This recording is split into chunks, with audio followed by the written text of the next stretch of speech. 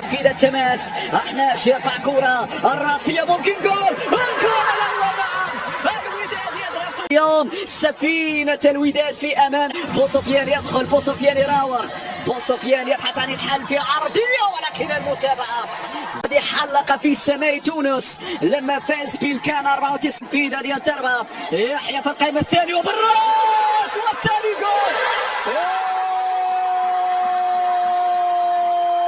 ثاني جمال حرقاس يضع الكرة في المرمى. هذا هو الوداد يا سادة يا كرام، هذا هو الوداد بأقل مجهود يسجل الثاني أمام فرحة الأنصار. كرة ثابتة مركب محمد الخامس مع أحلى جمهور، مع بوسفيان المراوغة الثانية. يدخل بوسفيان، بوسفيان